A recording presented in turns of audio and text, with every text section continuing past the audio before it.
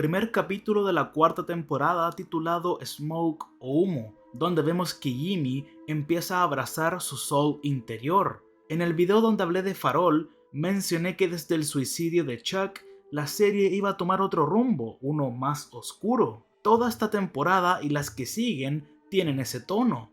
Sigue siendo un programa divertido, pero temáticamente mucho más intenso. Como dije, el título es Humo. En un nivel más metafórico, el humo es algo que se propaga como consecuencia del fuego, y todo el episodio trata de las consecuencias de la muerte de Chuck que se extendió a la vida de los personajes. Por eso muestran estas cenizas al principio. Además, donde hay humo, hay fuego.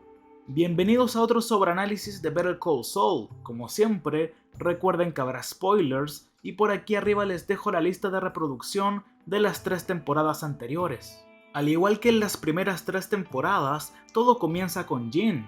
En el flash forward anterior se desmayó y ahora es llevado al hospital. La canción que suena de fondo es esta, una canción romántica, pero con el contexto de la serie puede tomar un significado completamente diferente. Además, puede tener varias interpretaciones. Este es un verso de la canción, mi eco, mi sombra y yo. Una forma de ver esto sería esta, el eco es Jimmy y el yo es Jin. Soul ciertamente es la sombra. Jimmy o Jin puede intentar separarse tanto como quiera de su sombra, pero simplemente no es posible. El eco es Jimmy, no se puede llegar hasta él, es distante. Muestra cuánto Jin ha casi desaparecido a Jimmy y todas sus emociones. O no sé, la canción se titula Nosotros Tres. Antes eran Jesse, Walt y Soul, y considerando que Jesse es el eco, la persona que todavía está ahí, y Walter la sombra, lo que significa que se ha ido, pero aún así afecta a todos hasta el día de hoy, como a Jimmy. Personalmente las dos son una buena forma de verlo, pero hay otra interpretación un poco más interesante. El eco sería Jin, un caparazón del hombre que solía ser. La sombra es Saul Goodman, la fachada falsa que presentó al mundo para protegerse del trauma que experimentó y de la parte más oscura de él. Por último, su yo es Jimmy, su verdadero yo. Luego, la canción sigue con Nosotros tres no somos una multitud, ni siquiera somos compañía. Esto enfatiza la soledad y el sentido destrozado de identidad de Jimmy. Cada uno de sus personajes está en desacuerdo con el otro. Jimmy es excéntrico, un poco fuera de lugar, pero aún poseedor de conciencia. Saul siempre está hambriento de poder y vive por la emoción de la estafa. Y Jin es un caparazón hueco y un reflejo banal de los otros dos. Después, sigue de qué sirve la luz de la luna, la luz plateada de la luna que brilla arriba. La luz de la luna es un símbolo recurrente dentro de la serie y uno en el que Jimmy ha vivido, aullando como un lobo a la luna cuando realiza la estafa del reloj, o trabaja de noche estudiando para conseguir su título de abogado, o en la noche también vende teléfonos. Es un mundo en el que ha habitado durante mucho tiempo, pero que no le ha aportado nada beneficioso a largo plazo. El siguiente verso es este: camino con mi sombra, hablo con mi eco, pero ¿dónde está el que amo? Jimmy es un personaje fragmentado. Saul, su sombra, todavía aparece esporádicamente como cuando ayuda a este chico. Habla a través de Jin, su eco, pero no siente ningún amor por ninguno de los dos. La persona que realmente amaba, Kim, lo ha dejado y ahora está sumido en su propio autodesprecio y depresión, sabiendo que tiene que vivir temiendo constantemente por su vida. Ahora hablando del flash forward en sí, todas las escenas de Jin capturan perfectamente lo que es sentirse atrapado en tu propia mente. Si nos fijamos en las circunstancias de la vida de Jin, no tiene una mala vida. No es la vida ideal para una persona de mediana edad, pero tiene un techo, sus trabajadores no lo odian y por la forma en que lo describe el médico, tiene buena salud, pero nunca se siente así. Lo que realmente se reduce a que, a pesar de sus circunstancias actuales, no son tan malas. Son sus experiencias pasadas las que le impiden verlo. Cuando sale del hospital viene un momento tenso. La recepcionista lo detiene porque tiene problemas para ingresar su identificación. Entonces, Jin se la dice y se la sabe de memoria. Esto debe ser porque Ed hace que se la aprendan al revés y al derecho.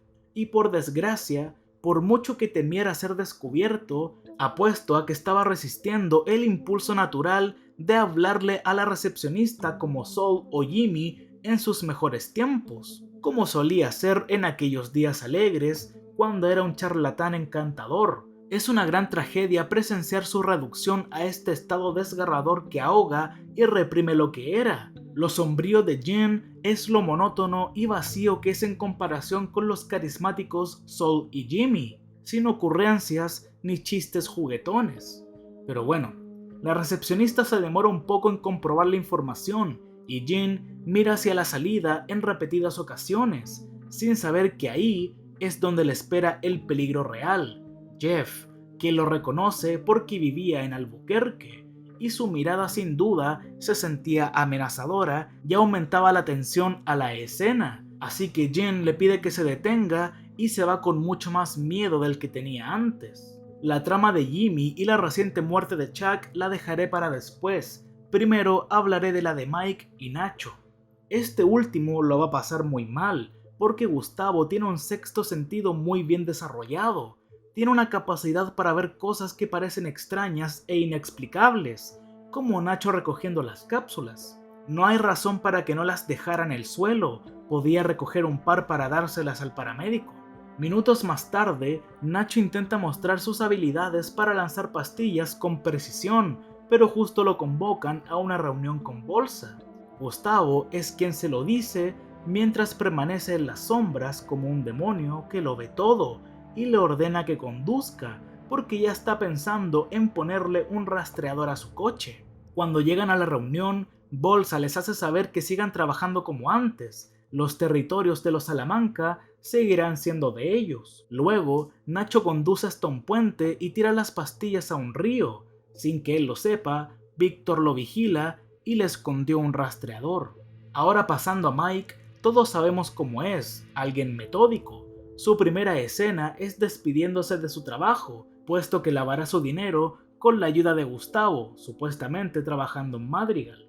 Su siguiente escena demuestra lo metódico y cuidadoso que es para resolver cabos sueltos sospechosos, como después de decirle a Kaylee que están perforando agujeros en una manguera para hacer un aspersor para su jardín, y luego usarla para atracar un camión, pero al final le dio un buen uso. Se llevó la manguera a casa y la convirtió en un aspersor para que no fuera mentira. Menciono esto porque recibe su primer pago como asesor de seguridad, pero se siente extraño y se da cuenta de que tiene que hacer lo mismo con el cheque, hacer que no se vea sospechoso.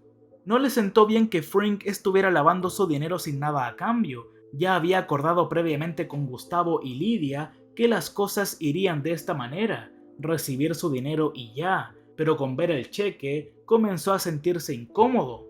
No quería sentir que estaba en deuda con este narcotraficante, así que decidió hacer su trabajo como asesor de seguridad, y lo hizo de una manera excelente. Ahora podía recibir su pago sin levantar muchas sospechas. Además, Mike parece un tipo que se enorgullece de su trabajo, por lo que se sintió mal teniendo dinero y quedarse en casa sin hacer nada, y los $200,000 son solo su dinero, pero según Lidia, Gustavo cubre los impuestos asociados y los costos del lavado de dinero. Así que técnicamente Mike sigue aceptando dinero de la droga al hacer esto. Tiene razón al señalar que hacer el trabajo por lo que le pagan hace que parezca menos sospechoso para cualquier tercero, así que en este montaje descubre varias fallas de una sucursal de Madrigal. No estamos del todo seguros de cómo encontró la casa de Barry para robar su tarjeta y agotar su batería, pero es algo muy propio de Mike, adentrarse con confianza en una situación desconocida y asumirla como si hubiera estado allí 1,000,000 de veces. Y es un momento divertido del personaje. Puede que no tenga el carisma de Jimmy, pero ambos tienen habilidades extrañamente similares para poder manipular y persuadir a las personas para que cumplan sus órdenes, solo que de maneras muy diferentes. Para terminar con Mike, hay un pequeño presagio de la muerte de Werner. Mike escribe en la tarjeta de cumpleaños "Alcanza las estrellas", y Werner, antes de morir, dijo que iba a ver las estrellas. Bien, ahora pasemos a la trama de Jimmy. Su primera escena contiene cenizas, obviamente no están ahí literalmente. Lo que nos quiere decir es que donde hay humo hay fuego. Casi todos los personajes se enfrentan a la cuestión de si es posible escapar de la lógica inevitable de causa y efecto. Por un lado está Howard, quien no puede escapar de la sensación de que sus acciones son responsables de la muerte de Chuck. Por otro lado está Jimmy, quien siente lo mismo que Howard en un principio, pero teniendo en cuenta el conocimiento de que llevó a su hermano al suicidio, finalmente llega a la conclusión cuando se da cuenta de que aceptar la confesión de culpabilidad de Howard le permite ocultar y negar su propia culpabilidad. Cuando Jimmy se levanta de la cama, realiza su rutina matutina como si todo fuera completamente normal y se pone a buscar trabajo. Como curiosidad, hay anuncios del laser tag y de Beneki. Cuando ayuda a Kim, Howard llama para contarle lo de su hermano. Frenéticamente llegan al lugar, pero ya es demasiado tarde y Howard, para protegerlo, no deja que vea el cuerpo de Chuck. Como he dicho casi siempre, Howard no es tan mal tipo, tiene buenas intenciones, le importaba un poco Jimmy. Además, que esté él primero en el lugar demuestra que era el contacto de emergencias de Chuck, Jimmy obviamente no. Cuando se sienta, Jimmy observa lo que a Chuck le incomodaba en la temporada 1, escena donde también vimos su último momento feliz, porque en el final de este capítulo, Chuck le dice todo lo que piensa y desde ahí su relación de hermanos no fue la misma. Jimmy está destrozado, acaba de perder a su único familiar vivo, pero por supuesto es algo que supera rápidamente. Sin embargo, es el hombre que derribó a su hermano, el invencible Chuck McGill, en el Tribunal de Justicia. Ahora viste su sudadera de la universidad que Chuck consideraba ridícula. Chuck estaba tan humillado por la derrota y su caída general de lo que alguna vez había sido, así que prendió fuego a su casa para escapar de la vergüenza. Además, ya no tenía a nada y a nadie. Jimmy fue el cerebro detrás de todo, salvo el suicidio de Chuck. Y la música de la escena es sencilla, pero captura perfectamente las emociones de lo que estamos viendo. Pasamos del piano alegre con un toque de jazz mientras Jimmy lee el periódico buscando trabajo. Es un buen comienzo del día. Luego pasamos a algo más misterioso hasta que entra esa trompeta triste que escuchamos por última vez durante la recaída de Chuck. En la siguiente escena de Jimmy vemos que sigue igual y es difícil saber con certeza lo que siente, ya que no es alguien que comparta. Creo que es justo decir que se siente vacío. En algún lugar profundo hay una compleja mezcla de emociones que en este momento no está listo para procesar. En la misma escena, Howard lo llama para pedirle comentarios sobre el obituario de su hermano. Mientras Howard recita un resumen de la carrera y los logros de Chuck, Jimmy deja el teléfono y se sienta. Kim aprueba el obituario en nombre de Jimmy y se sienta a su lado, ofreciendo tragos de zafiro añejo. Jimmy bebe su trago y continúa sentado en silencio. Ambos terminan la botella y Kim se queda dormida mientras Jimmy se queda despierto hasta la mañana, tratando de procesar todo. Bob Odenkirk dio su opinión acerca del comportamiento de su personaje. Dijo lo siguiente: su reacción aparentemente desinteresada es muy interesante y reveladora. Jimmy definitivamente está compartimentando y una gran parte de él siente o piensa que su hermano no merecía sus lágrimas y sentimientos. Entonces, basándose en eso, Jimmy estaba forzando esta actitud feliz, agradable y despreocupada porque no quería enfrentar y sentir el dolor, la culpa y tristeza. Nunca le importó mucho a Chuck, por lo que quería convencer a los demás y a sí mismo de que su hermano tampoco le importaba mucho a él, y una buena manera de hacerlo sería obligarse a sí mismo a ser feliz y despreocuparse por su muerte y suicidio.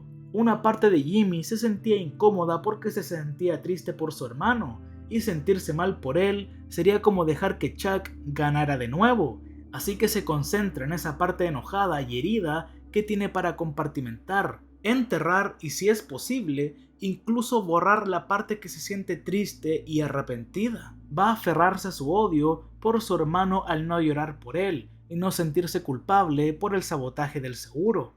Son palabras bastante interesantes y por eso el póster de la cuarta temporada es este, donde claramente se ve que Jimmy está compartimentando. Ahora siguiendo con el funeral, en él suena la misma pieza musical que Chuck tocó en la temporada 2.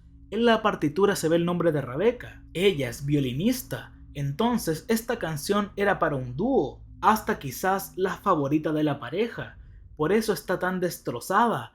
Además de recordar a Chuck, la canción que suena hizo que se sintiera mucho peor. Era una mezcla de momentos dolorosos y dulces. Cuando se acercan a Jimmy para darle sus condolencias, lo único que destaca es lo que le dice Richard. Los demás no tienen mucho que decir de Chuck, lo que demuestra que no tenía muchos amigos y solo lo conocían por su reputación. Una vez finalizado el funeral, Howard se dirige al departamento de Kim, espera a la pareja sentado y lo vemos desalineado y solo. Hasta ese momento, imaginarlo vulnerable parecía imposible. Además, su voz no se parecía en nada al Howard que conocemos desde hace 3 temporadas. Parecía un niño asustado. Ok, la razón de su visita era explicarles por qué cree que Chuck se suicidó y les comenta cómo se vio obligado a abandonar HHM cuando amenazó con demandar a la aseguradora de la empresa por aumentar sus tarifas debido a su enfermedad mental. Y cuando Howard menciona lo del seguro, Jimmy se da cuenta de que él causó todo eso. Pero Howard, inconsciente del papel de Jimmy en el incidente del seguro, se culpa a sí mismo por la muerte de Chuck. Jimmy responde fríamente que tendrá que cargar con esa cruz, se levanta y su humor cambia a uno más feliz, puesto que desvió todo lo que sentía, para cargar toda la culpa y la responsabilidad a Howard y sin quedarse con nada para sí mismo. Como dije, Howard, sin saberlo, le da una salida a Jimmy al pensar que fue su culpa, y Jimmy lo aprovecha. En la temporada 6 vemos a Saul hacerle lo mismo a Kim cuando se divorcian y se vuelve fría con ella.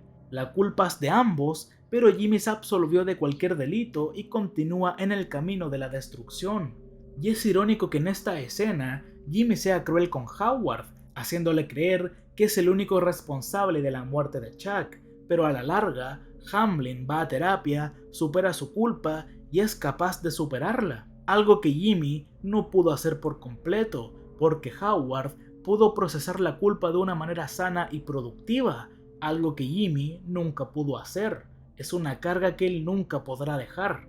Y al final, Chuck tenía razón. Jimmy lastimará a todos los que lo rodean. Jimmy le tiene cierto rencor a Howard. Entonces, esta escena ilustra que va a tomar en serio las palabras de Chuck. Tal vez este último no fue el único que murió. Jimmy también lo hizo. Se ha inclinado más hacia su personaje de Saul Goodman a partir de este momento.